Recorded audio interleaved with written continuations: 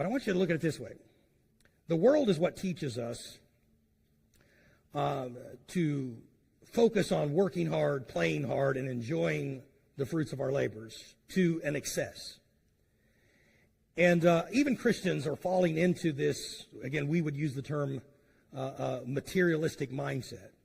And what happens is, when we begin to focus on our enjoyment more than being good stewards of what God has given to us, when it becomes this mindset of I just want to gain more and more to myself, we end up in this endless cycle of working hard or chasing after something. Then when we get it, it satisfies us for just a moment, but then it's not enough. So we go back into this cycle where we're putting more investment and more time and more effort into gaining whatever it is that we think is going to give us this satisfaction, only to find out enough is never enough. And then we end up discouraged and frustrated and broken with our relationships. Because here's the problem. You go back to this man that Jesus is using as a parable. He's thinking about his retirement, so to speak. And this man's retirement package was simply this. It was a ticket to self-indulgence.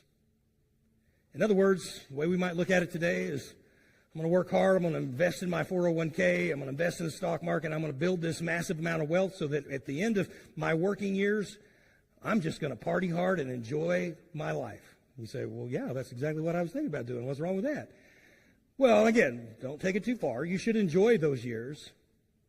But honestly, it's bigger than just you. The wealth that you have been blessed with, and by the way, if you live in America, you're wealthy. I think I failed to say that at the beginning. We are all wealthy compared to the rest of the world. And so the problem is when we're only focused on ourselves, we become like this man. No thought of other people, no concern for the sick and the poor, no thought of eternity, and certainly no thought of worshiping the Lord with his wealth. And so basically his mind was all this. Me, me, me. This is what I have done. This is what I'm going to do. And this is why I get to do it, is because I am able to do this. Boy, is this, he was completely self-absorbed. And the problem wasn't that he was planning for the future. His problem was he was the focus of his future. So I want to make a statement that I'm going to make at the end here, and we're getting close to the end.